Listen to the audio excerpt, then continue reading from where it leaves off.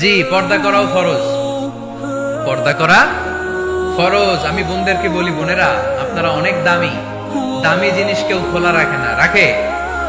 আমার যদি 50,000 টাকার একটা বান্ডিল থাকে, আমি কি এদিকে অর্ধেক এদিকে অর্ধেক বাইর করে রাখবো?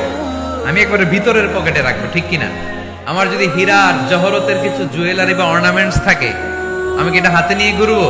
না, একেবারে ঘরের ভিতরে সিন্ধুকের ভিতরে তালা মেরে রাখি। তার মানে যেটার দাম বেশি, মর্যাদা বেশি, ওইটার প্যাকেটও নারীদের মর্যাদা বেশি না কম? এজন্য তাদের প্যাকেটও বেশি। সেফটি সিকিউরিটির জন্য পর্দার বিধান আল্লাহ দিয়েছে, আপনাদেরকে কষ্ট দেওয়ার জন্য নয়। এ হেজাব আপনার অহংকার, হেজাব আপনার আভিজাত্যের প্রতীক। আমার বোনেরা, যাদের কানে আমার মাইকের আওয়াজ যায়, এ হেজাব আপনার রুচির প্রতীক। আপনি কোন বংশের মেয়ে, কোন রুচির মেয়ে, আপনার পোশাক বলে দিবে, ঠিক কিনা?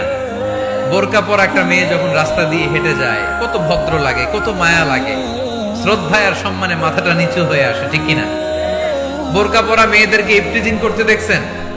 তারা সাধারণত ইফটিজিং এর শিকার হয় না। যাদের ওড়নাটাই গলার মধ্যে ঝুলিয়ে রাখে, বুকটা দেখিয়ে রাখে, টাইট ফিটিং জামা পরে এদিক সেদিক ঘুরে বেড়ায়, এরাই সাধারণত পুরুষদের দ্বারা আকৃষ্ট হয়, ইফটিজিং এর শিকার হয়, লাঞ্ছনার শিকার হয়। জোরে কোন ঠিক কিনা?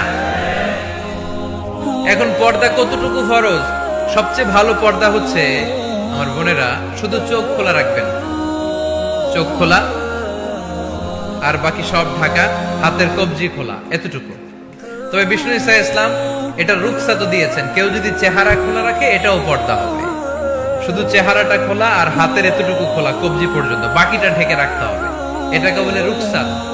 ফ্লেক্সিবিলিটির সাথে আপনি আমল করলেন। কোন মেয়ে যদি চেহারা খোলা রেখে বোরকা পরে, এটা জায়েজ আছে, এটা না জায়েজ না, এটা নিষেধ না, এটাও পর্দা। আর যদি চেহারা ঢেকে শুধু চোখ খোলা রাখে, এটা সবচেয়ে ভালো পর্দা, এটার বলে আজিমাত। এটার উপরে পর্দা হতে পারে না। তা আমি ওইটাই সাজেস্ট করি, শুধু চোখটা খোলা রাখেন, কারণ চেহারা হচ্ছে সৌন্দর্যের রাজধানী। চেহারাই যদি দেখে ফেলে তো সব দেখা হয়ে গেল, ঠিক কিনা?